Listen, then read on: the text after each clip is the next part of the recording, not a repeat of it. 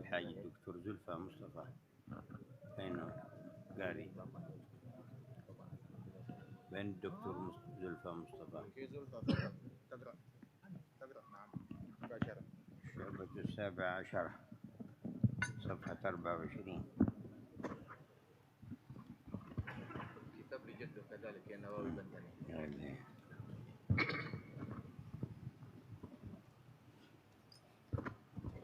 السلام عليكم ورحمة الله وبركاته. 17. قال المصنف رحمه الله تعالى وأدام النفع به وببركة علومه في الدارين آمين. آمين. الشعبة 17 طلب العلم.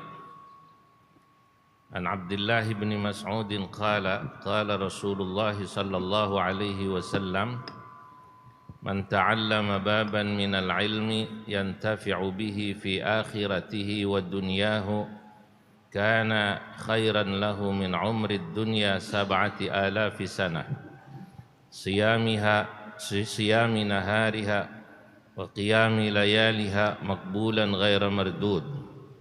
لياليها لأن نقص في الطبعة. وقيام لياليها بالياء لياليها مقبولا غير مردود. وعن معاذ بن جبل قال قال رسول الله صلى الله عليه وسلم تعلموا العلم فإن تعلمه لله حسنة ودراسته تسبيح والبحث عنه جهاد وطلبه عبادة وتعليمه صدقة وبذله لأهله قربة والفكر في العلم يعدل الصيام ومذاكرته تعدل القيام. وقال رسول الله صلى الله عليه وسلم اطلبوا العلم ولو بينك وبينه بحر من نار. وقال صلى الله عليه وسلم اطلبوا العلم من المهد إلى اللحد، أي إن تعلم العلم فرض في جميع الأوقات والحالات. وفي حديث عبد الله بن عمرو رضي الله عنه في الصحيحين إن الله لا يقبض العلم انتزاعا ينتزعه من الناس ولكن يقبض العلماء حتى إذا لم يبق عالم اتخذ الناس رؤساء جهالا فسئلوا فأفتوا بغير علم فضلوا وأضلوا نعوذ بالله. وقال بعض السلف العلوم 4: الفقه للأديان والطب للأبدان والنجوم للأزمان والنحو للسان. واعلم أن تحصيل العلم على نوعين كسبي وسماعي.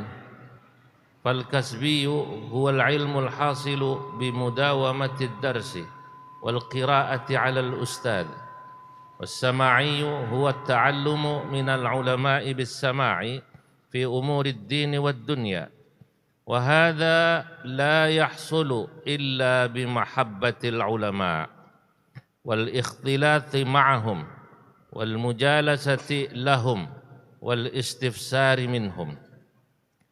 ويجب على المتعلم أن ينوي بتحصيل العلم رضا الله تعالى والدار الآخرة وإزالة الجهل عن نفسه وعن سائر الجهال وإحياء الدين وإبقاء الإسلام بالعلم، وينوي به الشكر على نعمة العقل وصحة البدن، ولا ينوي به إقبال الناس إليه واستجلاب متاع الدنيا والإكرام عند السلطان وغيره.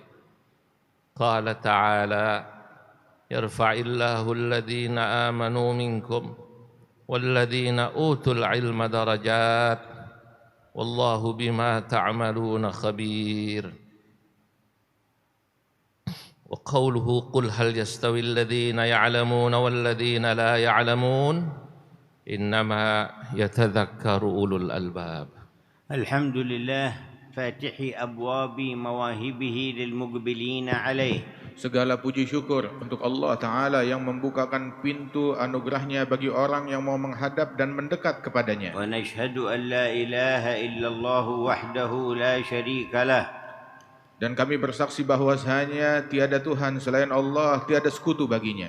يصب فيض مننه على المتوجهين إليه. Yang senantiasa menuangkan anugerahnya kepada orang-orang yang ingin mendekat. ونشهد أن سيدنا ونبينا ونور قلوبنا محمدا عبده ورسوله. Dan kami bersaksi bahwasanya kekasih kita, Nabi Muhammad adalah hamba Allah dan utusan Allah. أكرم الخلق عليه وأعظمهم منزلة لديه. Makhluk yang paling mulia di sisi Allah, yang paling agung kedudukannya di sisi Allah. وأعلم الخلق بالله وأسرار حكمته في الملك والملكوت. Yang paling berilmu di sisi Allah Ta'ala dan mengetahui asrar dari hikmah penciptaan alam semesta. وأحسنهم تعليما وهداية إلى ما يوجب الفوز والسعادة في الحياة الدنيا وبعد الموت. Dan sebaik-baiknya orang di dalam mengajarkan kepada manusia hal-hal yang memberikan keberuntungan bagi umat manusia di dunia dan juga setelah kematian. اللهم صل وسلم وبارك وكرم على عبدك المختار سيدنا محمد وعلى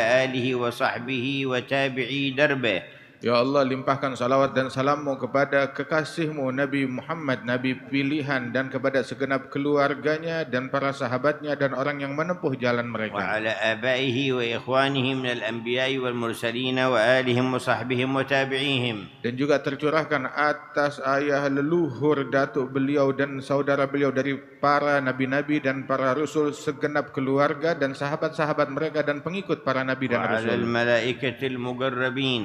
Dan para malaikat-malaikat yang didekatkan oleh Allah. وعلى جميع عبادك الصالحين. Dan segenap hamba Allah yang saleh.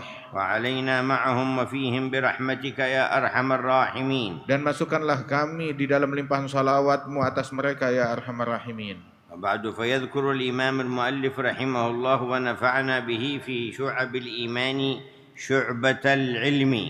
Kemudian muallif di dalam bagian yang ke-17 ini berbicara tentang bagian menuntut ilmu. وهذه شعبة من الأساس في دين الله تعالى. Dan bagian ini merupakan pondasi di dalam agamanya Allah.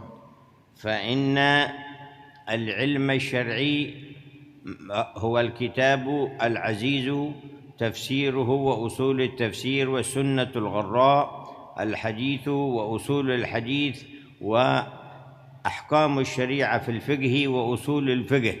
Sesungguhnya di antara ilmu yang menjadi asas daripada agama ini, ilmu syariat ini adalah ilmu yang berkenaan tentang Al-Quran dan tentang tafsir Al-Quran dan usul daripada tafsir Al-Quran tersebut. Begitu juga tentang hadis dan usul daripada hadis. Begitu juga tentang ilmu syariat dan usul dalam fikih itu. وعرفه الإمام الغزالي عليه رحمة الله بقوله ما استفيد من الأنبياء صلوات الله وسلامه عليهم. Al-Imam Ghazali menyebutkan tentang ilmu syariat adalah ilmu yang diambil dari apa yang Allah Ta'ala wahyukan kepada para nabi-nabinya daripada ilmu syariat. ولا يرشد العقل إليه كالحساب. Dan itu bukan sejenis ilmu yang bisa dicapai dengan begitu saja oleh akal seperti ilmu hitung-menghitung. ولا التجربة كالطب. Begitu juga bukan dengan uji coba seperti ilmu pengobatan kedokteran. وهذا العلم هو أصل العلوم. Ilmu syariat ini adalah sumber dari segala ilmu. تحتاج إليه العلوم كلها yang diperlukan oleh semua bidang-bidang ilmu selainnya. بمعنى أن أي علم كان من غير العلوم الضارة لا يمكن حسن الاستفادة منه إلا أن يكون استعماله موافقا لعلم الشريعة المطهرة. Maknanya bahwasanya ilmu-ilmu zahir lainnya selain daripada ilmu syariat ini, maka tidak akan maksimal penggunaannya tanpa didampingi dengan ilmu syariat. وأنواع العلوم الموجودة في الدنيا والعالم اليوم نرى آثار ونتائج استعمالها كيف تكون. Dan ilmu-ilmu duniawi yang kita lihat di zaman sekarang ini, kita melihat apa yang sudah terjadi dan akibat daripada ilmu-ilmu tersebut. ونرى في واقع الأمة أنه من نتائج هذه العلوم حصلت كثير من الإشكالات ومن المفاسد بل ومن الإضرار بل ومن القتال. Ilmu-ilmu duniawi yang tanpa didampingi ilmu syariat ini, kita lihat dalam keadaan kita di masa kita sekarang ini banyak terjadi permasalahan, problem, kerusuhan, kekacauan, madarat, kerusakan di muka bumi, bahkan pembantaian akibat dampak daripada ilmu-ilmu duniawi yang tanpa didampingi oleh syariat. فالمفسدون الظالمون على ظهر الأرض استخدموا هذه العلوم في ظلم الغير وأخذ حق الغير وفي الطغيان. Para perusak yang zalim, mereka memakai ilmu-ilmu duniawi ini untuk melakukan kerusakan di muka bumi. وأنواع العصابات الشريرة على ظهر الأرض استخدمت التكنولوجيا والأجهزة أيضا في مفاسدهم وشرورهم وفي أخذهم حق الغير. Dan juga kelompok-kelompok dan gerombolan teroris perusak di muka bumi ini juga memakai beragam dari alat-alat dan teknologi untuk mensupport kejahatan yang mereka lakukan. وهكذا كل علم استعمل على خلاف حكم علم الشريعة يضر الناس ولا ينفعهم. Dan beginilah setiap ilmu yang dipakai tanpa didampingi dengan ilmu syariat, maka lebih banyak merusaknya daripada manfaatnya.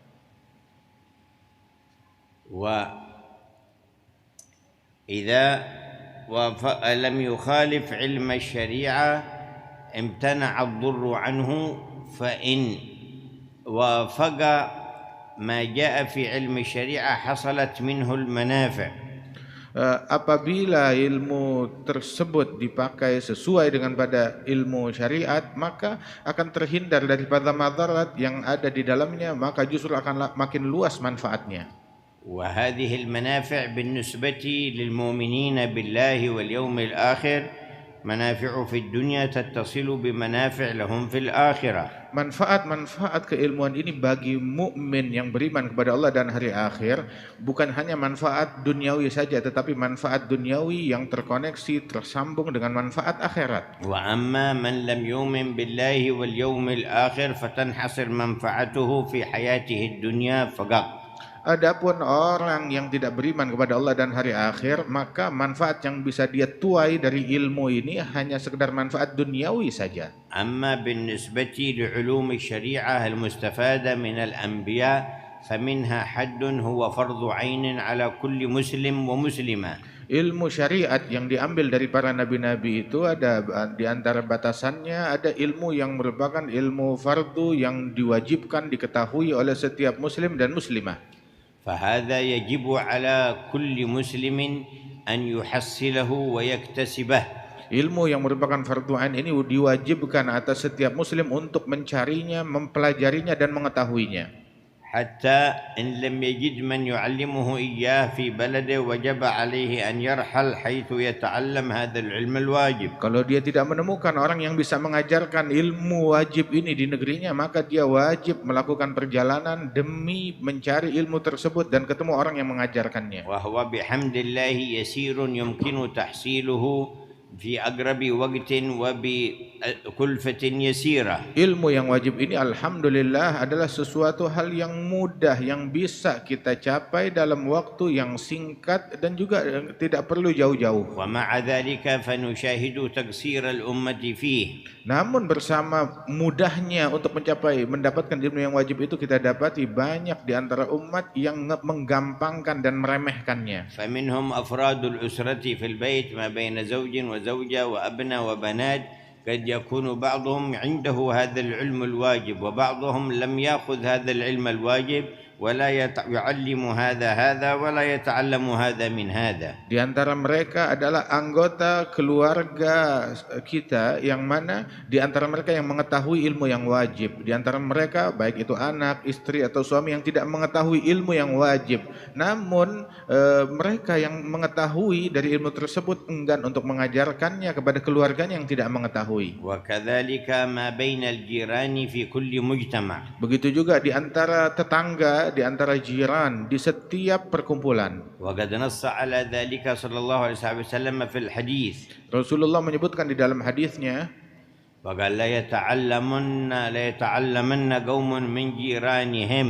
hendaknya sekelompok kaum belajarlah dari tetangga mereka. ولا يعلمن قوم جيرانهم أو ليعمنهم الله بعذاب من عنده. Dan hendaknya juga seseorang mau dan sudi memberikan pengajaran kepada tetangganya, atau Allah Ta'ala akan menurunkan azab kepada mereka apabila enggan belajar menuntut ilmu yang wajib. أما إذا نظرنا إلى قرى المسلمين والبوادي فنجد الجهل بالعلم الواجب كثيرا منتشر وأهل العلم عندهم تقصير في إيصال هذا العلم إلى تلك الجهات. Adapun apabila kita mau meneliti menyelidiki bahwasanya banyak daripada orang-orang yang melalaikan ilmu tersebut, padahal banyak orang yang mau belajar tetapi sedikit orang yang mau mengajarkannya di daerah dan di pelosok ilmu-ilmu yang wajib dipelajari tersebut. فيجب حسن الفكر وصدق الجهد في نقص في إكمال هذا النقص وتلافي هذا التقصير بين المسلمين. Maka kita perlu menggunakan fikiran kita, jerih payah kita di dalam mengisi celah-celah yang kosong di daerah-daerah yang memerlukan daripada keilmuan tersebut dan kita menyampaikannya kepada mereka. وما زاد على فرض العين فهو فرض كفاية إلى أن يوجد في كل قطر من عنده من فقه الشريعة ما يكفي تعليم الناس والفتوى في الأحوال التي تحصل لهم غالبا في تلك البلاد. Ini adalah yang fardu ain. Lebih daripada itu, maka ilmu tersebut menjadi fardu kifayah. Paling tidak di setiap daerah ada orang yang mempelajarinya hingga bisa mencukupi keperluan akan ilmu yang ada di daerah-daerah tersebut. وما زاد على ذلك من علوم الشريعة فهو سنة وفضل ونفل مقرب إلى الله. Dan lebih daripada fardu kifayah, maka hukumnya mempelajari ilmu tersebut adalah sunnah dan sangat dianjurkan di dalam syariat ini. وقد قال الله لأعلم الخلق به وبأحكامه وقل رب زدني علما. Allah Ta'ala berfirman kepada makhluk yang paling dicintai Allah, yang paling berilmu di sisi Allah Ta'ala, Nabi besar Muhammad, Qul, katakanlah, Rabbi zidni ilma, ya Allah tambahkan saya ilmu. ولما رؤي الإمام أحمد بن حنبل في شيخوخته حاملا للمحبرة والقلم ليكتب فوائد العلم قيل له يا إمام إلى متى مع المحبرة فقال مع المحبرة إلى المقبرة. Ketika terlihat Al-Imam Ahmad bin Hanbal di dalam usia sepuh beliau masih membawa alat tulis, membawa tinta, membawa alat tulis, membawa buku-buku tulis, dia masih memikulnya. Maka ditanya, wahai imam, sampai kapan engkau masih mau membawa alat tulis ini seperti seorang santri? Maka dijawab, ma'al mahbarah ilal makbarah, bersama alat tulis saya akan masuk ke dalam kubur. وذكر الإمام المؤلف العلامة محمد نووي الجاوي عليه رضوان الله عددا من الأحاديث في هذه الشعبة. Al-Imam Muallif Al-Imam Nawawi Al-Bantani Al-Jawi, beliau menyebutkan di dalam bab ini beberapa hadis yang berkenaan tentang menuntut ilmu. Minha hadits Muadz bin Jabal. Di antaranya hadis Muadz bin Jabal. An Rasulullah SAW qala ta'allamul ilma fa inna ta'allumahu lillahi hasanah. Rasulullah bersabda, belajarlah ilmu sebab mempelajari ilmu untuk Allah adalah pahala dan kebaikan. Wa dirasatuhu tasbih. Dan mengulangnya itu mendapatkan pahala seperti pahala tasbih. Wal bahth anhu jihad. Dan membahas mengkajinya seperti jihad pahalanya. Wa talabu ibadah. Mencarinya adalah ibadat. Wa ta'limu sadaqah. Mengajarkannya adalah sedekah. Wa badlahu li ahlihi gurbah. Dan membaginya kepada orang yang pada para penuntut ilmu itu adalah pendekatan kepada Allah. Wal fikru fil ilmi ya'dilu siyam. Memikirkan ilmu itu pahalanya seperti pahala puasa. Wa mudzakaratu ta'dilul qiyam. Dan juga mudzakarah mengulang ataupun mudarasah daripada ilmu tersebut pahalanya seperti tahajud qiyamul lail. Wa jaa'a aidan fi hadits Muadz yulhamuhu as-su'ada wa yuhramuhu al-ashqiya. Di dalam hadis yang lain dari seperti hadis Muadz disebutkan bahwasanya ilmu diilhamkan oleh Allah hanya kepada orang-orang yang beruntung, adapun orang yang sial terharamkan daripada ilmu ini. Wa dzakara hadits as-sahihain anna Allah subhanahu wa ta'ala bi fadlihi ma yanza'u al-ilm min qulub al-ulama wa la yaqbiduhu intiza'an yantazi'u minhum walakin bi qabd al-ulama أي بموتهم مع عدم التلقي عنهم ممن حواليهم. Di dalam Sahihain disebutkan hadis dari Rasul Allah Ta'ala ketika mencabut ilmu, bukan mencabutnya begitu saja dari manusia, akan tetapi dengan dicabutnya para ulama, dengan wafatnya dan meninggalnya para ulama, yakni ketika tidak ada lagi orang yang mau menuntut ilmu dari para ulama, saat itulah ilmu itu menjadi sirna dan punah. وذكر في تحصيل العلم درجتين. Dan disebutkan di sini di dalam menuntut ilmu itu ada dua derajat, dua peringkat. الأولى سماها الكسبي وهو أن يتلقى عن الشيخ ويكثر المدارسة عليه حتى يستفيد العلم. Pencarian ilmu ada dua bentuk. Yang pertama adalah dengan usaha, dengan upaya. Maknanya adalah ilmu yang didapat dengan berguru daripada seorang pengajar yang mengajarkan kepada dia, banyak mengajinya kepada ustaz. والثانية كثرة الاختلاط بأهل العلم وكثرة مجالستهم حتى بكثرة ذلك يحصل فقه نفسي سماه عليه رحمة الله تعالى بالعلم السماعي فإنه يكتسب من طول المجالسة لهم ومع حسن الأخذ عنهم ملكة في العلم يرتقي بها صاحبها. Dan yang kedua itu didapat dengan banyak duduk mendampingi hadir di majelisnya para ulama, yang dia dapat dengan mendengarkan mereka dan juga dengan menyimak mereka, dengan hadir di majelis mereka, sehingga Allah Subhanahu wa taala memberikan pemahaman yang kokoh di hati orang tersebut. Dan Syekh Nawawi Al-Bantani menamakan metode tersebut disebut adalah sebagai metode sama'i.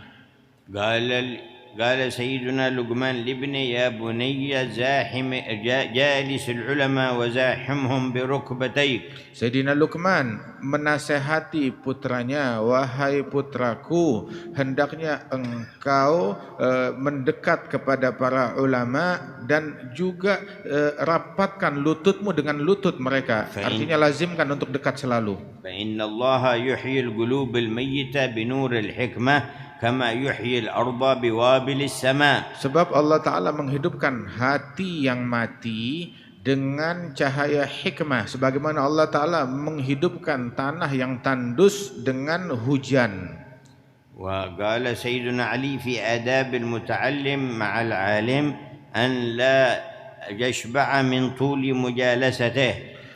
Sayyidina Ali beliau menyebutkan di antara adab para santri kepada gurunya adalah jangan jenuh, jangan bosan untuk berlama-lama duduk di hadapan guru menimba ilmu. فإنما هو كالشجرة لا تدري متى تلقي إليك الثمرة. Sebab mendampingi duduk di hadapan guru itu bagaikan pohon yang berbuah. Kamu nggak tahu kapan buahnya akan jatuh. Selalu siap sedia untuk mengambilnya.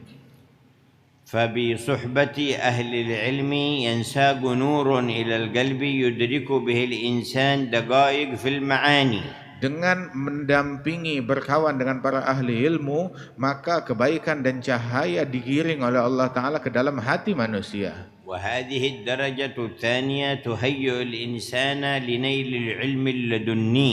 Dan derajat yang kedua inilah yang akan membuat seseorang itu layak mendapatkan ilmu laduni yang merupakan anugerah dari Allah Ta'ala. وهو ما يفتح الله به على قلب الصادق المخلص من المعاني والعلوم واللطائف.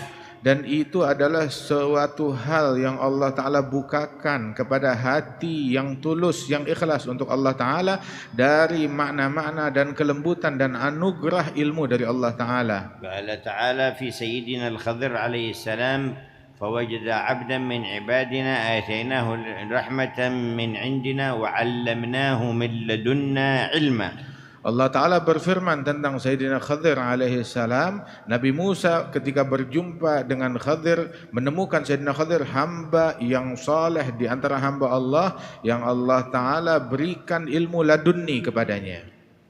وفي هذه الآيات أيضا إقامة الأسس في طلب العلم. Dan di dalam ayat-ayat ini adalah disebutkan bagaimana pondasi dan asas cara menuntut ilmu dengan benar. فإن سيدنا موسى عليه السلام لما أخبره الله أن عند الخضر علما ليس عنده. Sebab ketika Sayyidina Musa diberitakan oleh Allah Ta'ala Sayyidina Khadir memiliki ilmu yang kamu tidak ketahui, فطلب لقاء هذا الإنسان. maka meminta izin untuk melakukan pencarian terhadap Sayyidina Khadir. وقال أين يوجد عبدك خضر هذا يا رب. Bertanya, di mana saya bisa temukan hambamu Khadir ini ya Rabb? فقال ارحل إلى مجمع البحرين وهناك تجده. Diperintahkan pergilah ke sebuah tempat pertemuan antara dua lautan, kamu akan menemukan Khadir ada dekat situ. فقال موسى لفتاه يوشع لن أبرح الأرض. وإذ قال موسى لفتاه لا أبرح حتى أبلغ مجمع البحرين أو أمضي حقبا يعني زمانا طويلا حتى أصل. Sayyidina Musa berkata kepada muridnya yang bernama Yusha bin Nun, saya tidak akan berhenti melakukan pencarian hingga saya menemukan Khadir ini, walaupun saya harus menempuh perjalanan bertahun-tahun, waktu yang lama. Bentuk pengagungan kepada ilmu dan melakukan perjalanan untuk mencari ilmu. فلما لقيه قال هل أتبعك على أن تعلمني مما علمت رشدا وفي قراءة رشدا. Ketika jumpa dengan Sayyidina Khadir, langsung dia bersimpuh dan bertanya kepada Khadir, bolehkah aku ikut kepada engkau, barangkali ada ilmu yang bisa engkau ajarkan dan berikan kepadaku. انظر إلى هذا التواضع والتذلل. Lihat bagaimana tawadhu dan merendahnya Sayyidina Musa di dalam mencari ilmu. قال سيدنا ابن عباس ذللت طالبا فعززت مطلوبا. Sayyidina Abdullah bin Abbas beliau mengatakan, aku merendah ataupun rela untuk direndahkan saat aku mencari ilmu, dan aku dimuliakan saat aku dicari untuk ilmuku. وقال الإمام الشافعي ومن لم يذق ذل التعلم ساعة تجرع ذل الجهل طول حياته. Al-Imam Syafi'i mengatakan, barang siapa yang enggan untuk merasakan kerendahan di dalam mencari ilmu, maka siap-siap untuk direndahkan atas kebodohannya seumur hidupnya. ثم نبه على النية في تحصيل العلم. Kemudian disebutkan, diingatkan di sini tentang niat kita saat menuntut ilmu. فعلم الشريعة يجب أن يقصد به وجه الله تعالى وحده. Ilmu syariat tidak boleh dicari melainkan dengan satu niat, dengan niat semata-mata mencari ridhonya Allah Ta'ala saja, bukan buat yang lain. وغيره من العلوم إن قصد به وجه الله بتنفيذه على موجب الشريعة ونفع الناس أثيب على ذلك وحصل الخير. Adapun ilmu yang lain, apabila dia mencarinya satu karena Allah Ta'ala untuk memberikan manfaat kepada orang lain dan ilmu itu sejalan dengan syariat, maka dia pun mendapatkan pahalanya. وإن قصد به الاكتساب أو شيئا من الشؤون المباحة كان مباحا لا ثواب له فيه. Seandainya niatnya hanya terbatas untuk kepentingan duniawi yang mubah, maka dia pun mendapatkan daripada keuntungan duniawi tersebut, tapi tidak ada pahala yang dia dapatkan. لكن علم الشريعة لا يجوز أن يكون القصد به كسب المال ولا الجاه. Namun ilmu syariat tidak boleh dalam pencariannya diniatkan untuk semata-mata hanya untuk mencari harta ataupun untuk mencari kedudukan dan jabatan. فهو العلم الأعز الأشرف لا يبتغى به إلا وجه الله. Ilmu syariat ini adalah ilmu yang paling agung, ilmu yang paling mulia dan tidak dicari melainkan untuk ridha-Nya Allah. وفي الحديث الصحيح من طلب علما مما يبتغى به وجه الله أي من علوم الشريعة لا يتعلمه إلا ليصيب به عرضا من الدنيا لم يجد عرف الجنة يوم القيامة يعني ريحها.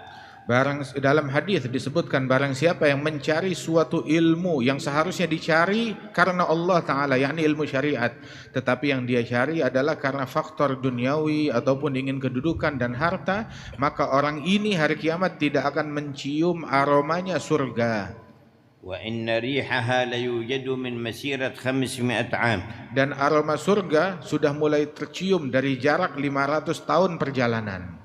وجاء في السنن أيضا قوله صلى الله عليه وسلم لا تتعلموا العلم لتباهوا به العلماء. Di dalam hadis yang lain Rasulullah bersabda, jangan kamu mencari ilmu untuk berbangga-bangga di hadapan para ulama, ولا لتماروا به السفهاء, ataupun untuk mendebat para orang-orang yang tidak berilmu, orang-orang yang bodoh, ولا لتصرفوا به وجوه الناس إليكم, atau mencarinya untuk mencari popularitas, menggiring manusia untuk cinta kepadamu. فمن فعل ذلك فالنار وفي رواية فليتبوأ مقعده من النار.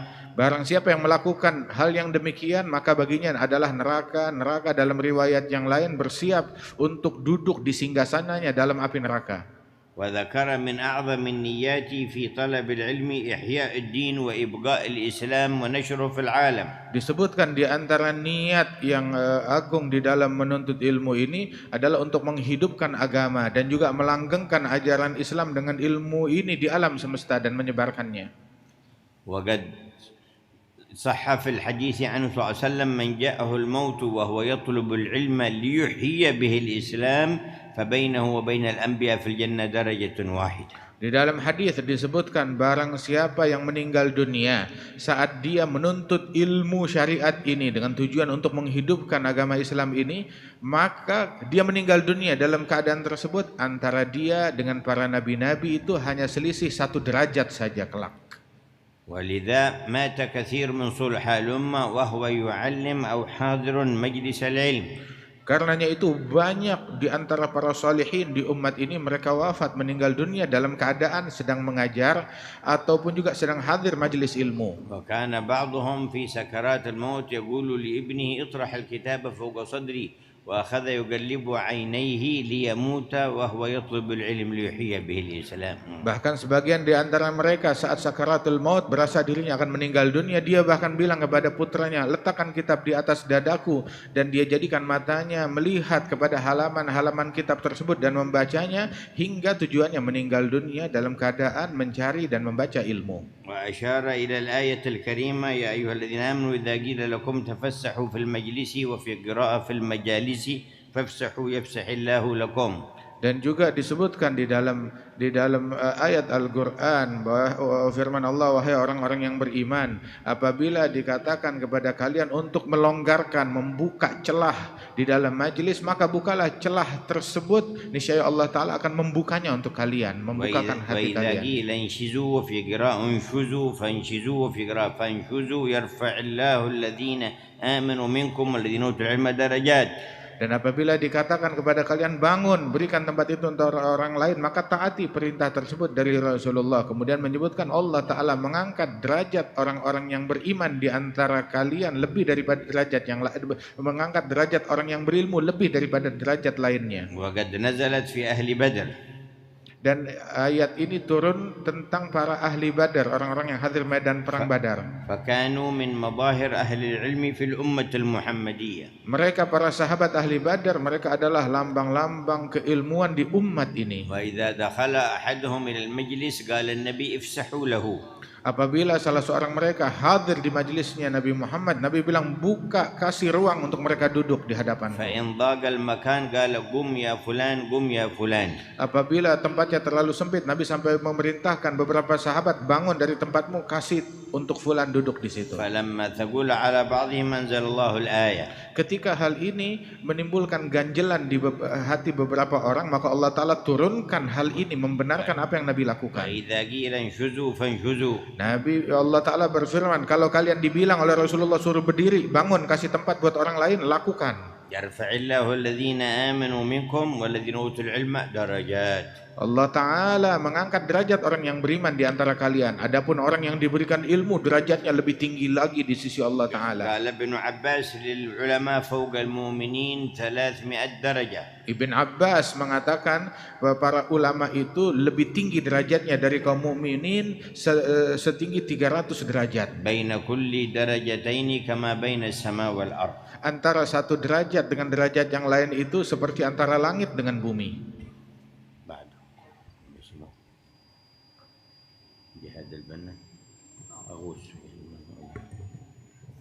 بسم الله الرحمن الرحيم. قال المؤلف رحمه الله تعالى: الشعبة 18 نشر العلم الشرعي. قال صلى الله عليه وسلم: ليبلغ الشاهد منكم الغائب، أي يجب على السامع ما أقول منكم أن يبلغه من لم يسمعه. وهذا الحديث خطاب للصحابة ثم لمن بعدهم إلى يوم القيامة، فيجب التبليغ على أهل العلم، فكل من تعلم مسألة واحدة فهو من أهل العلم بها، وكل عام عرف شروط الصلاة فعليه أن يعرف غيره، وإلا فهو شريكه في الإثم. ويجب في كل مسجد ومحلة من البلد فقيه يعلم الناس ويفهمهم، وكذا في كل قرية.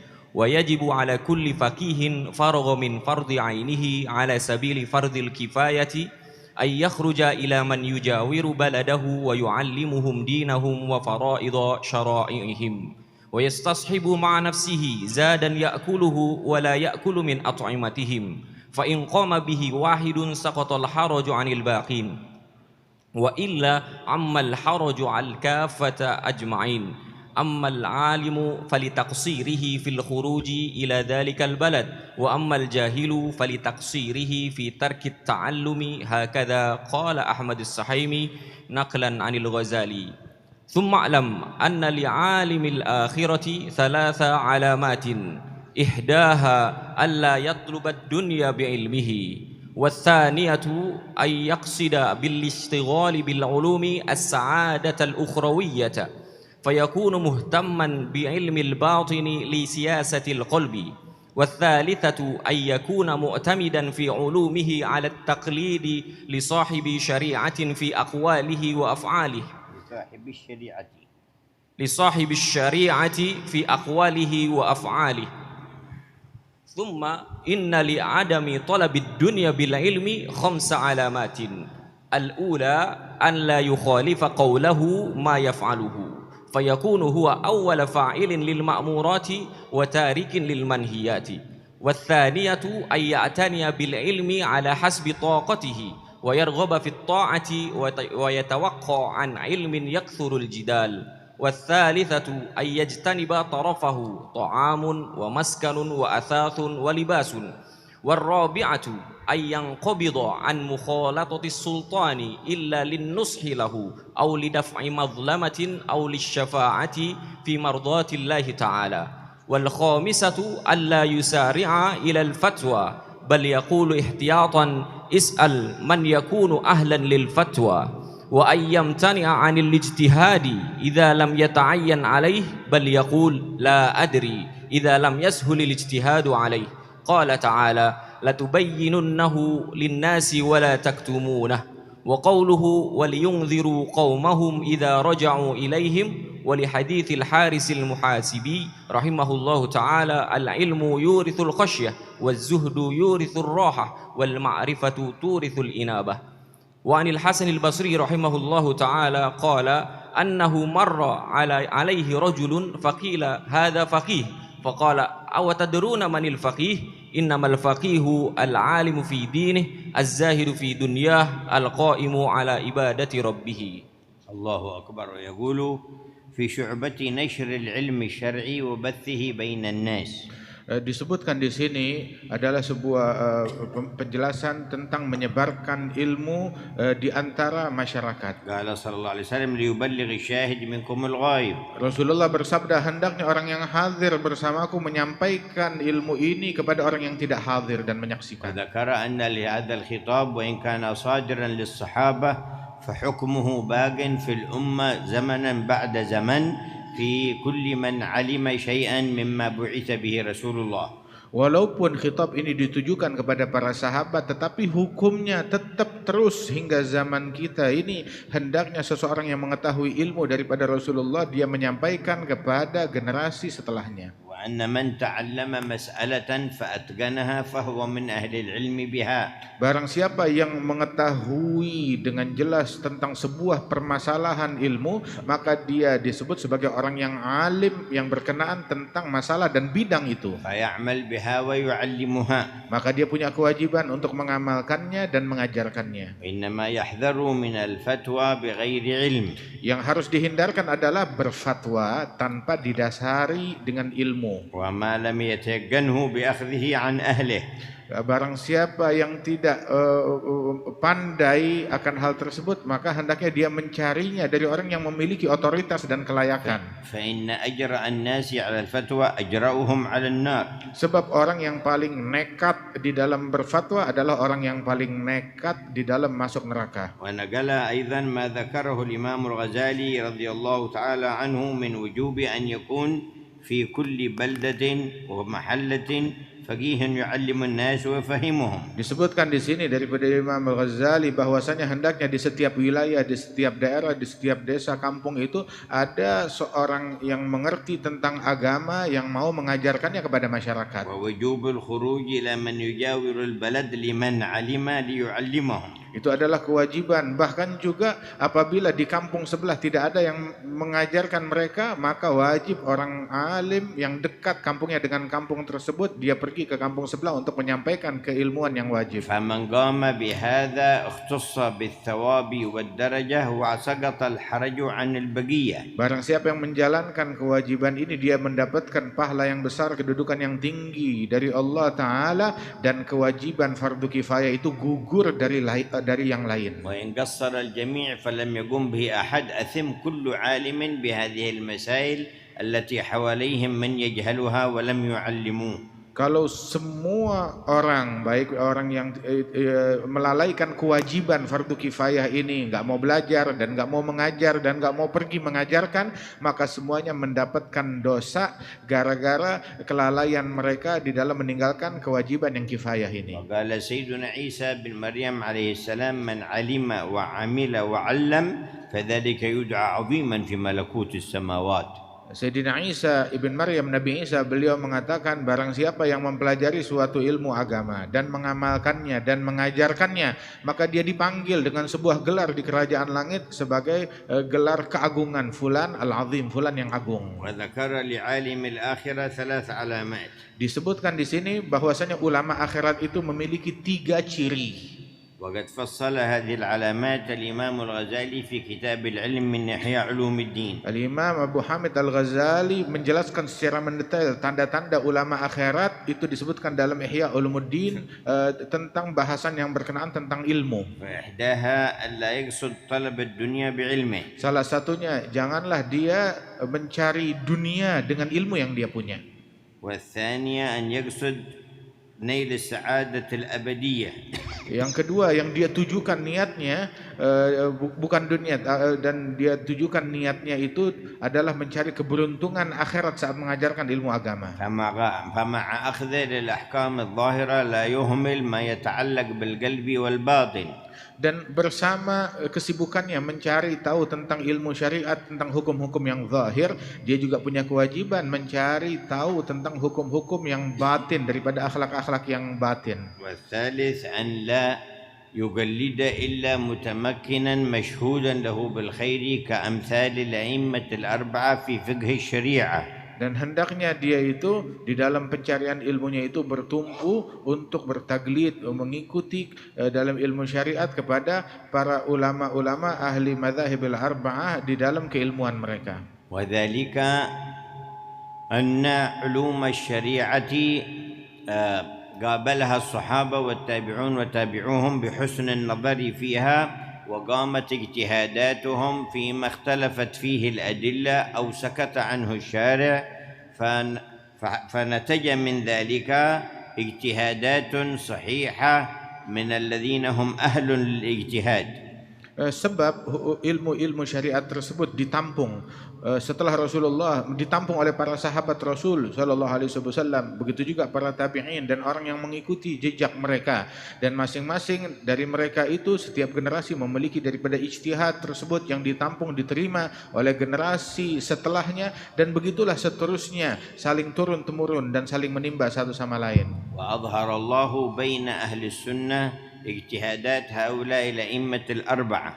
Dan Allah Ta'ala munculkan di barisan ahli sunnah wal jamaah adalah hasil daripada ijtihad mereka para imam yang empat itu. Al-Imam Abu Hanifah Nu'man bin Thabit, Al-Imam Abu Hanifah yang bernama Nu'man bin Thabit, Al-Imam Malik bin Anas Imam Darul Hijrah, Imam Darul Hijrah Imam Malik bin Anas, wal-Imam Muhammad bin Idris Syafi'i, wal-Imam Muhammad bin Idris Syafi'i, wal-Imam Ahmad bin Hanbal Syaibani, dan Imam Ahmad bin Hanbal Syaibani. Wa khadama madahibahum man talaqqa anhum wa farra'ul masail. Dan murid-murid mereka berkhidmah terhadap mazhab daripada para imam tersebut dan mengumpulkan daripada permasalahan-permasalahan dan menyampaikannya kepada masyarakat. Fala budda min at-talaqqi an shaykhin ahkam at-talaqqi amman qablahu wa hakadha muttasilan sanadu ila al-a'imma ila Rasulillah sallallahu alaihi wasallam. Dalam ilmu agama ini harus dia mengambil ilmu ini kepada seorang syekh yang telah tekun mengambil ilmu ini dari gurunya, yang gurunya juga dengan tekun mengambil ilmu ini dari gurunya, bersambung sanadnya sampai kepada Rasulullah dengan cara yang demikian. Thumma qala ma alamat annahu la yatlubu bil ilmi ad-dunya.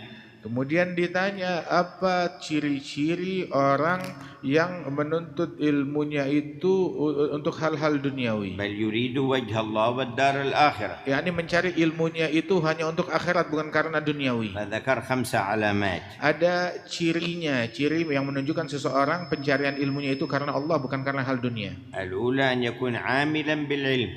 Pertama, hendaknya dia mengamalkan ilmu. Yusari' ila fi'l al-ma'mur wa tark al-manhi. Artinya ketika dia menyampaikan ilmu, dia pun juga mengerjakan apa yang diperintahkan, sigap mengerjakan apa perintah Allah, meninggalkan larangan Allah. والثانية أن يربط علمه بالطاعات والعبادات ويبتعد عن كثرة الجدال والمنازعات. Dan yang kedua adalah dia koneksikan ilmunya itu dengan pengamalan, dengan ibadat, dengan pengamalan dia amalkan daripada ilmu tersebut, dan jangan hanya sibuk sekedar berjidal ataupun adu mulut dengan ilmunya. Qala sallallahu alaihi wasallam ma dhalla qaumun ba'da hudan kanu alaihi illa utul jadal. Dalam hadis Rasulullah bersabda, tidaklah tersesat sekelompok kaum setelah Allah Ta'ala berikan ilmu kepada mereka, melainkan yang membuat mereka tersesat karena mereka selalu berjidal dan berdebat. فالواجب بيان العلم وبيان الأدلة من دون الجدال العقيم بل لا جدال إلا بالتي هي أحسن. Maka suatu kewajiban untuk menyampaikan ilmu, menyampaikan isi dan ajaran daripada syariat tersebut tanpa jidal mandul atau debat yang mandul, yang enggak ada manfaat, yang enggak ada gunanya. Kalaupun berjidal dengan metode yang terbaik. Wa ahlul bid'ah wal ahwa yuhibbuna al-jidal wa yuqimuna umurahum alayh wa ويناوئون كل من خالفهم من الأحياء والأموات ويسبونهم. Orang-orang penyembah hawa nafsu, budak hawa nafsu, mereka itu hobi. Orang-orang yang telah terkontaminasi dengan bid'ah dan hawa nafsu, mereka itu memang punya hobi, kecenderungan senang berjidal, senang berdebat, dan mereka sengaja melakukan perdebatan atau mencari permusuhan dengan debat yang mereka lakukan itu.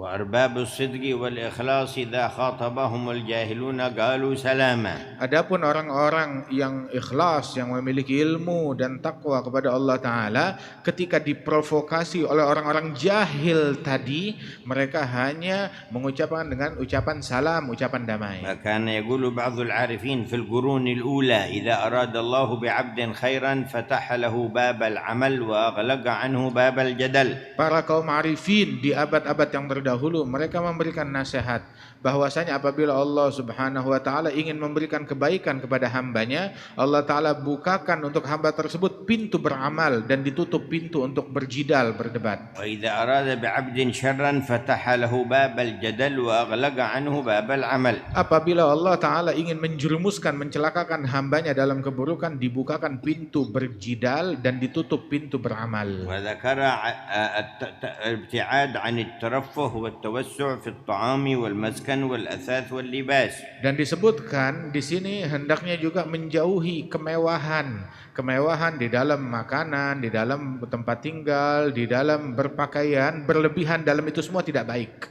بل يكون أقل شيء على ميزاني والذين إذا أنفقوا لم يسرفوا ولم يقتروا وكان بين ذلك قواما. Hendaknya dia berada di dalam posisi yang moderat dalam hal ini, sesuai daripada neraca yang Allah Ta'ala ajarkan, bahwasanya ketika mereka berinfak itu, mereka bukan orang yang kikir ataupun pelit, bukan juga orang yang mubadzir dan berlebihan. فإذا تعلق قلبه بالتوسع في ذلك زيادة على الحاجة انفتحت عليه أبواب كثيرة من تلبيس إبليس ومن الوقوع في الشبهات والمحرمات. Apabila hati seseorang terobsesi untuk bermewah-mewahan, berlebihan dalam perihal itu semuanya, maka akan terbuka celah bagi iblis untuk menjerumuskan orang itu dalam perangkap-perangkapnya di dalam hal-hal keburukan-keburukan yang banyak. وذكر علامة أن لا يكون عنده رغبة في مجالسة أرباب الإمارة ولا أرباب الثروات ولا أهل المظاهر في الدنيا إلا. Dan ciri yang keempat itu, janganlah seorang alim itu memiliki obsesi pengen dekat dengan pemimpin, pengen dekat dengan hartawan, pengen dekat dengan orang-orang kaya. Jangan dia memiliki obsesi ingin dekat kepada mereka. إلا لإبلاغ نصيحة وهداية وتوجيه.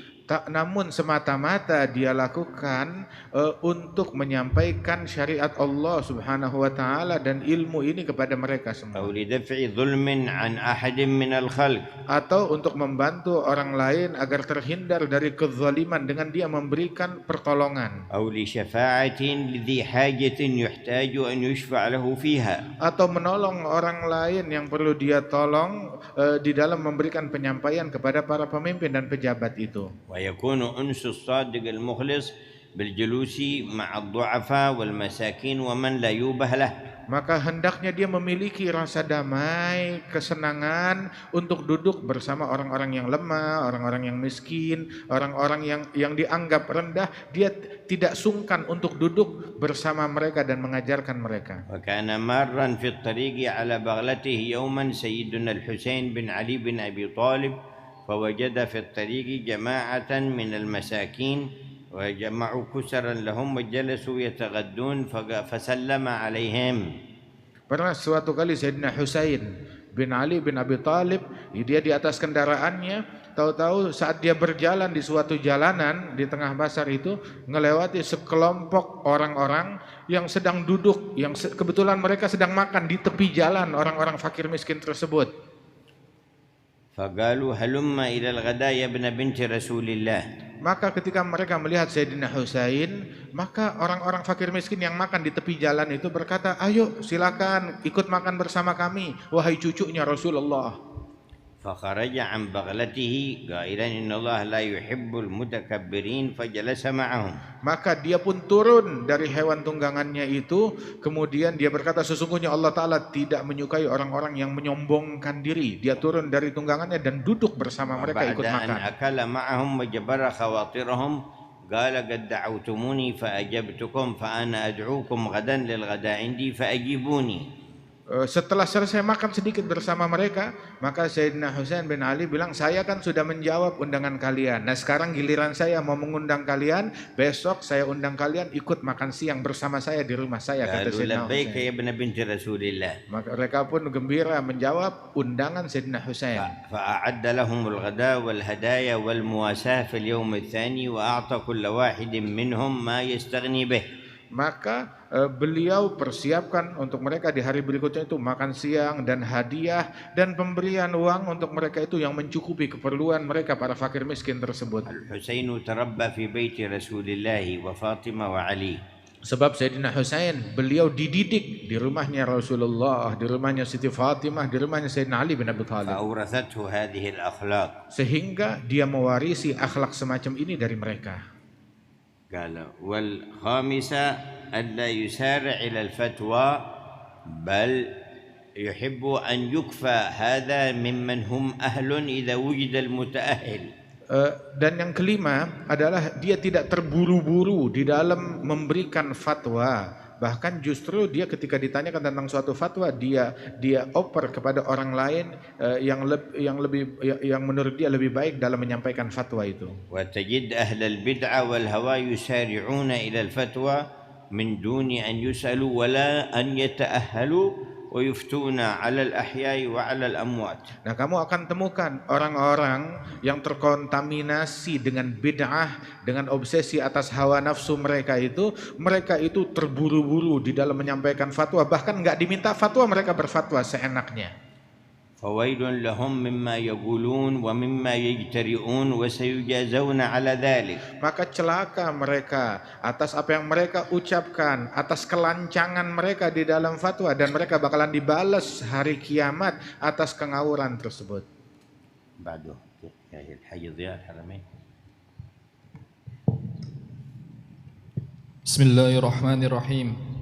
Qala al-musannifu rahimahullah ta'ala asy-syu'batu at-tasi'ata 'asyrah ta'dhimul Qur'ani wa ihtiramuhu famin dzalika ay yaqra'ahu wa huwa 'ala taharatin wa alla yamassahu illa tahiran wa yastaka wa yatakhallala 'inda iradati qira'atihi wa yastawiya li qira'atihi qa'idan in kana fi ghairi salatin wa la yakunu muttaki'an wa ayyalbasa libasat tajammul wa ayyalbasa thiyabat tajammul li'annahu munaji rabbih wa yastaqbilal qiblata liqira'atihi wa yatamatmada kullama tanakha wa yumsika 'anil qira'ati idza tatha'ab wa yaqra'ahu 'ala tu'adatin wa tartilin aw ayyu'addiya likulli harfin haqqahu minal ada' wa alla yatruka as-sahifata manthuratan idza wada'aha wa alla yad'a fawqahu syai'an minal kutubi hatta yakuna abadan 'aliyan 'ala sa'iril kutub wa yad'a fi hujrihi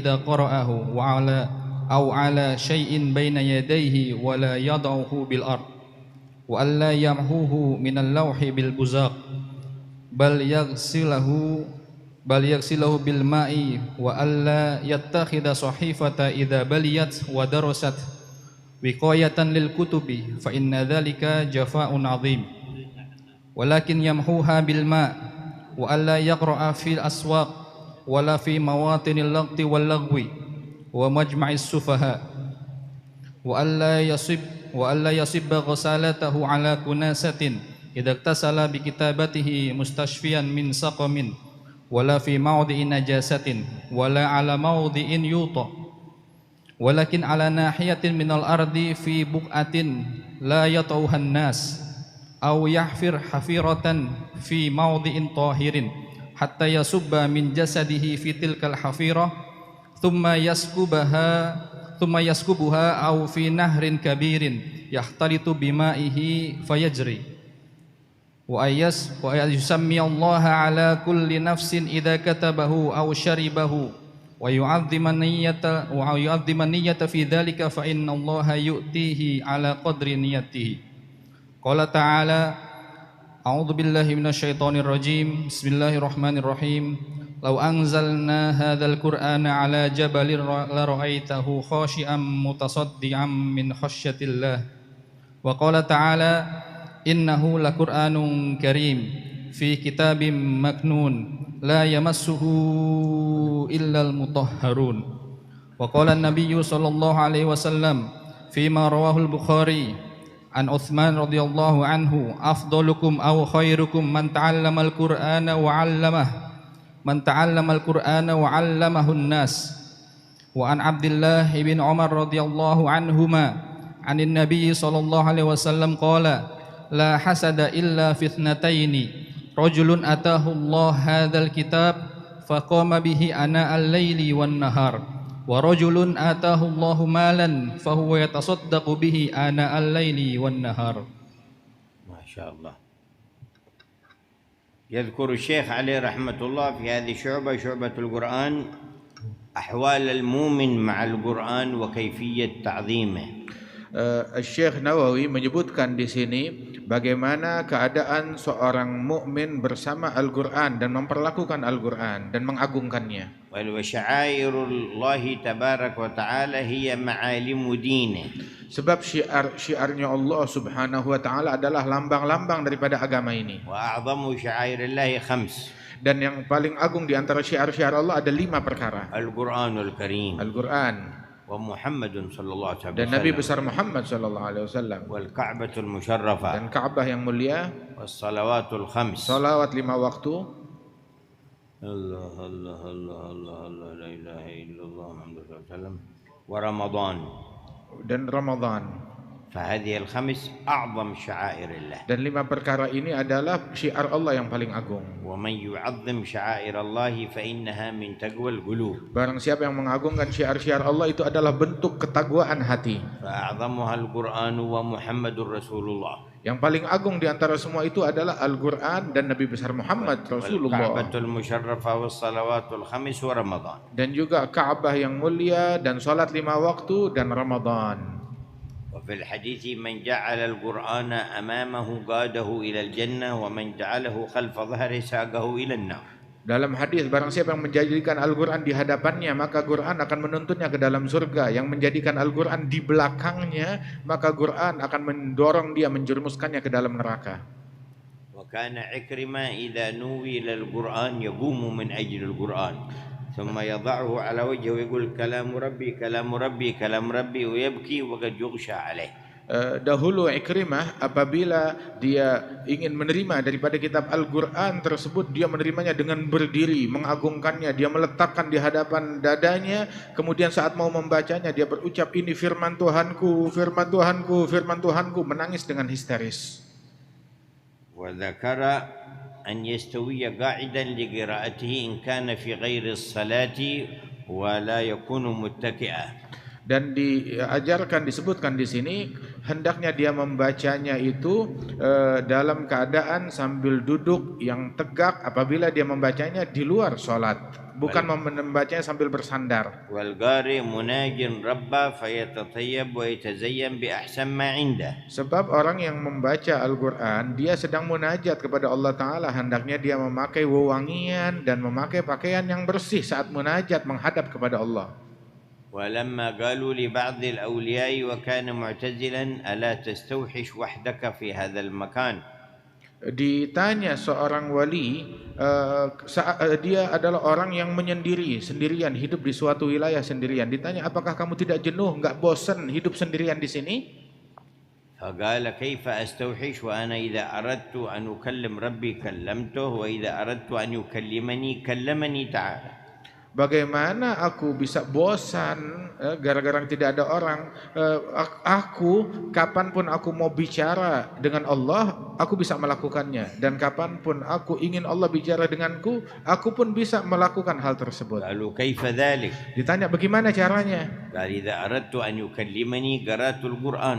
Apabila aku ingin Allah berbicara kepadaku, maka aku baca Al-Quran, firman Allah. وإذا أردت أن أكلمه قمت إلى الصلاة. Apabila aku ingin berdialog, berbicara dengan Allah, maka aku berdiri melaksanakan sholat. فمن كان يكلمه ربه ويكلم ربه كيف يستوحش. Barang siapa yang berbicara dengan Allah dan Tuhannya berbicara dengannya, maka bagaimana dia merasa bosan ataupun kesepian. وقال بعضهم لشيخ شيوخنا الحبيب علي بن شهاب عسى ما عندكم ضيق. Ada seseorang berbicara kepada guru dari guru-guru kami, Al-Imam Al-Habib Ali bin Abdullah bin Shihab, Habib, engkau tidak merasa sumpek atau berasa sedihkah atau streskah? قال كيف يكون عندي ضيق وعندي كتاب الله تعالى وكتب العالمين بكلام الله. Beliau menjawab, bagaimana saya bisa sumpah sedangkan saya kan punya kitabullah, firman Allah, dan juga kitab ucapan dari orang-orang yang berilmu yang mengenal Allah Ta'ala. Itu semuanya menghilangkan sumpah dari saya. وكان القرآن من أعظم نعم الله علينا. Dan Al-Quran adalah nikmat Allah yang terbesar kepada kita sekalian. ذكر سنية استقبال القبلة إذا تيسر للقارئ. Dianjurkan di sini disebutkan sunnah menghadap kiblat apabila itu dimudahkan, disunahkan bagi orang yang membaca Al-Quran menghadap kiblat. وعند التثاؤب يضع يده على فمه ويسكت عن القراءة حتى ينقطع التثاؤب تماما. Saat dia menguap, maka dia saat menguap karena ngantuk, dia tutup mulutnya itu dengan tangannya dan menghentikan bacaan Al-Quran dulu saat dia menguap hingga selesai menguapnya, baru dia lanjutkan lagi. فلا يتغير نظم صوته وإحسان التلاوة بالقراءة أثناء التثاؤب. Jangan sampai itu indahnya bacaan, bagusnya qiraahnya dia itu tercoreng kalau dia membacanya saat dia sambil menguap. ولا يضع فوق القرآن شيئا من الكتب الأخرى. Jangan dia letakkan ada buku yang lain, kitab yang lain diletakkan di atas Al-Quran. ولا يضعه على الأرض. Jangan juga Al-Quran diletakkannya itu di lantai, di tanah. بل فوق شيء يرفعه من الأرض. Namun letakkanlah di atas suatu benda yang lebih tinggi daripada bumi. ثم قال لا يمحوه من اللوح بالبزاق. Dan juga jangan dia ketika dia ingin menghapus ada sesuatu coretan dalam Al-Quran, dia tidak menghapusnya dengan liurnya dia di situ. وقد حرم بعض الفقهاء ذلك. Sebagian fuqaha mengharamkan untuk melakukan hal yang demikian. بل فتح الورقات أيضا لا ينبغي أن يفتحها بأن يضع البزاق في إصبعه ثم يفتح الورقة. Bahkan ketika dia mau membuka halaman Al-Quran, jangan dia basahi jarinya dengan air liurnya itu untuk membuka halaman Al-Quran, itu juga nggak boleh. فذلك ما بين مكروه أو محرم. Apabila hal itu dia lakukan, itu pendapat ulama menyebutkan bahwasanya itu makruh ataupun haram. Ada dua pendapat. أما من قصد الاستخفاف والاستهزاء فذلك كفر والعياذ بالله. Adapun yang melakukan itu dengan tujuan menghinakan Al-Quran atau mengejeknya, maka itu adalah sebuah kekufuran. Na'udzubillah min dzalik. فإذا لم تنفتح الصفحة فليعالجها حتى تنفتح أو يستعين بماء لا بريقه. Apabila halaman yang nggak bisa kebuka, perlu dibasahi, bukan dibasahi dengan liur dia, tapi ambil air sedikit, dia basahi jarinya dan dia buka. ثم بعد القرآن كتب الحديث وكتب العلم لا ينبغي أن يبلها بريقه.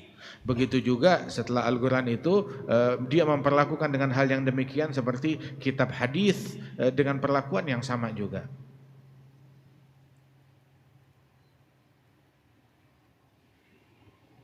ويكرم القرآن عن تلاوته في مواطن اللغط واللغو.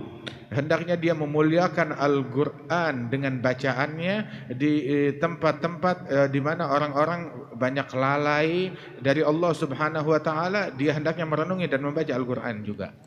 فإذا غسل شيئا من آيات القرآن فلا يرمي هذا الماء في محل النجاسة ولا محل القمامة. Apabila dia menemukan sebuah kertas dengan tulisan Al-Quran, maka jangan dia membuangnya di tempat yang kotor ataupun di tempat yang najis. بل لو تمزق شيء من أوراق المصحف ولم يمكن الاستفادة من القراءة فيه فيرفعه في مكان حصين. Bahkan apabila apabila dia menemukan daripada sobekan Al-Quran tersebut, maka hendaknya dia jaga di tempat yang terlindungi, bukan tempat yang membuatnya jadi kotor dan terlecehkan. Hatta law ihtaraqa la yada'u ar-rumada fi tariqin nasi wala fil gumamah. Sehingga kalau dia letakkan di jalanan atau begitu saja menjadi tambah kotor dan dihinakan oleh orang lain.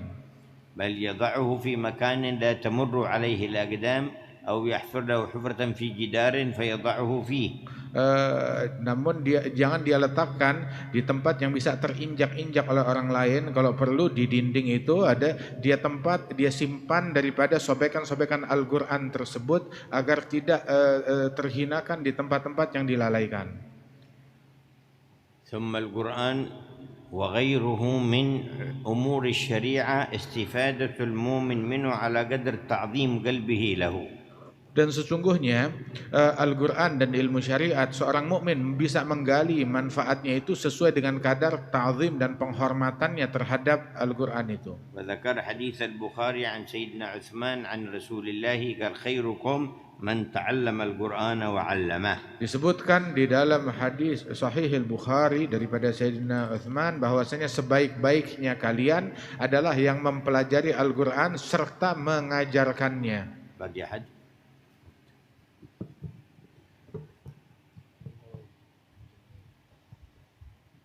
Ahmad bin Jinan Jar.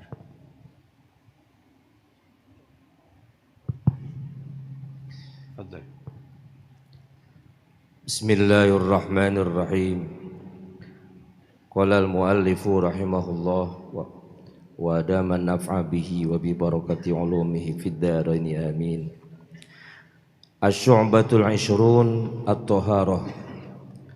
Qala Allah Ta'ala يا أيها الذين آمنوا إذا قمتم إلى الصلاة فاغسلوا وجوهكم وأيديكم إلى المرافق وامسحوا برؤوسكم وأرجلكم إلى الكعبين وإن كنتم جنبا فطهروا وإن كنتم مرضى أو على سفر أو جاء أحد منكم من الغائط أو لامستم النساء فلم تجدوا ماء فتيمموا صعيدا طيبا فامسحوا بوجوهكم وأيديكم منه. وقال رسول الله صلى الله عليه وسلم الطهور شطر الإيمان والحمد لله تملأ الميزان وسبحان الله والله أكبر تملأان أو تملأ ما بين السماء والأرض والصلاة نور والصدقة برهان والصبر ضياء والقرآن حجة لك أو عليك كل الناس يغدو فبايع نفسه فمعتقها أو موبقها. ولحديث ابن عمر رضي الله عنهما في صحيح مسلم أيضا لا يقبل الله عز وجل صلاة بغير طهور ولا صدقة من غلول. وقال عمر رضي الله عنه إن الوضوء الصالح يطرد عنك الشيطان. ثم قال السحيمي الطهور بضم الطاء أي الوضوء الظاهري والباطني نصف الإيمان باعتبار الثواب. قال حاتم لعاصم بن يوسف من بعد باقي قال حاتم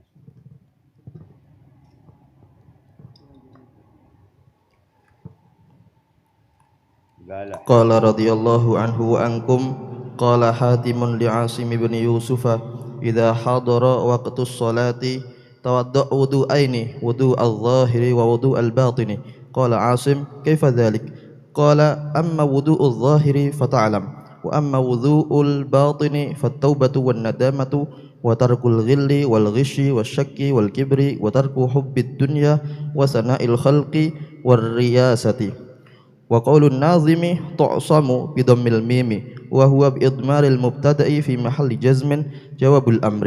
التقدير فأنت تعصم من البلاء فإن الطهارة تمنع ذلك كما روي عن بعضهم. وقال عمر رضي الله عنه إن الوضوء الصالح يطرد عنك الشيطان.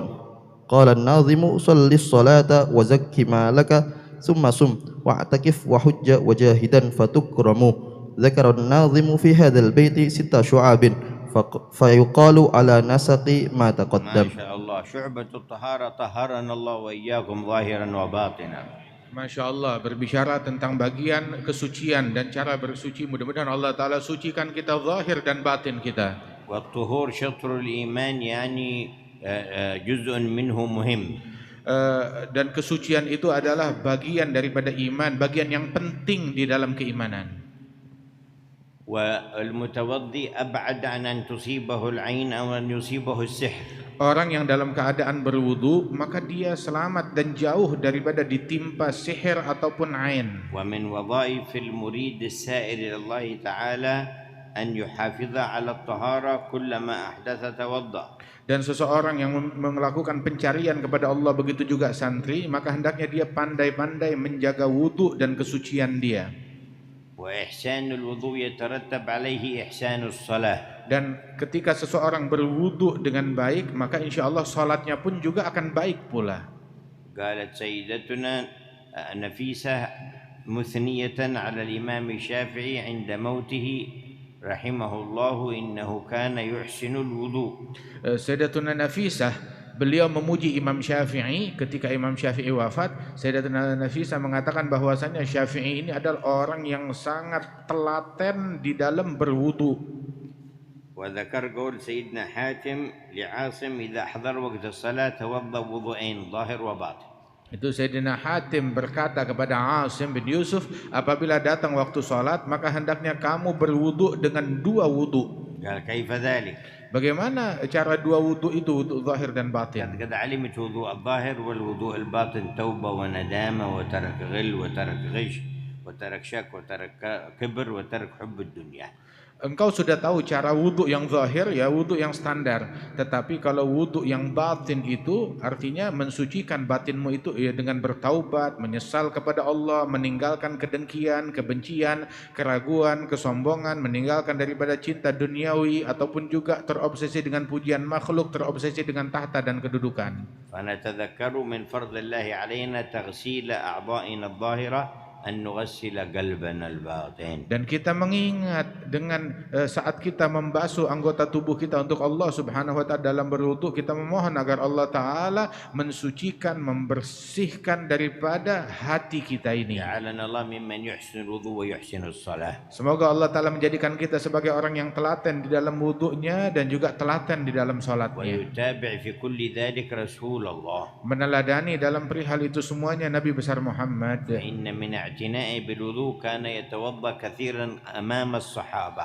Dan saking perhatian besar Rasulullah terhadap wudu, beliau seringkali berwudu di hadapan para sahabat berkali-kali untuk mereka menyaksikannya. وكان بعض الصحابة يقول للتابعين ألا أريكم كيف كان يتوضأ رسول الله فيتوضأ أمامهم كما رأى النبي صلى الله عليه وسلم. Sehingga banyak di antara para sahabat menyampaikan kepada para tabi'in, mau gak saya tunjukkan kepada kamu cara berwudunya Rasulullah? Maka para sahabat berwudu di hadapan para tabi'in menunjukkan bagaimana metode dan cara berwudunya Nabi Muhammad. وكانوا يعتنون بحفظ ماء وضوءه صلى الله عليه وسلم فإذا أكمل الوضوء أقبلوا يتزاحمون عليه. Mereka para sahabat, mereka demikian telaten menampung bekas air wudunya Nabi Muhammad, ditampung di baskom, sehingga ketika Rasulullah selesai berwudu, maka itu bekas air wudunya itu berebutan para sahabat berupaya mengambil berkahnya. حتى جاء في صحيح البخاري عن بعض الصحابة فرأيت من لم يجد شيئا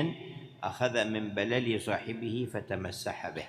Di dalam Sahih Bukhari sampai-sampai disebutkan sahabat mengatakan, saya apabila ada di antara mereka yang enggak kebagian daripada air wudhu bekasnya Nabi Muhammad itu, maka dia ambil dari basahan yang melekat di tangan temannya. فلو نظر إليهم من لا يعرف حقيقة الدين من الجهال والمبتدعين لقال هؤلاء صوفية مبالغون.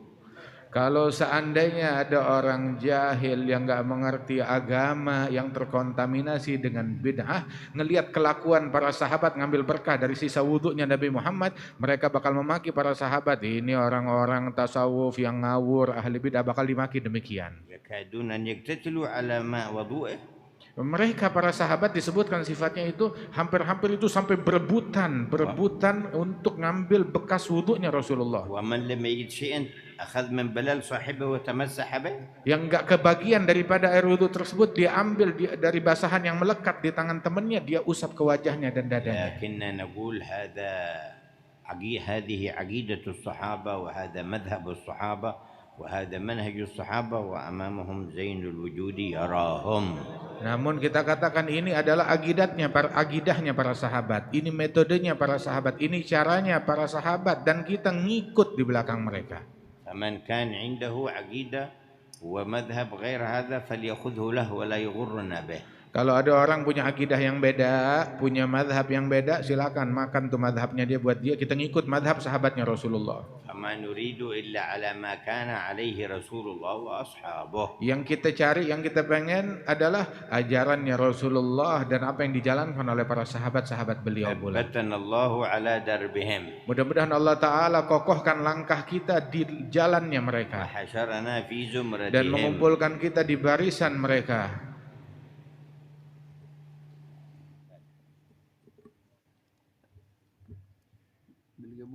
صلاح الحواس نعشر أنظار مفاطرة الله يسوي لنا غفر الذنوب ستر العيوب كشف الكروب وصلاح القلوب ويفتح علينا وعلى الحاضرين فتوح العارفين فقينا في الدين علمنا ويهدينا إلى سواء السبيل والله يعطي كل منا وصولهم والعلم مرضى الله ورسوله من خير الدنيا زايدين لهم متقسين في عوافي ومسارات مع عطوط العمر في عافية واستقامة وطاعة عباد على دنيا كل صالح مع عطوط في خير عافية نتشفع بها وإلى حضرة النبي محمد صلى الله عليه وسلم بسر الفاتحة.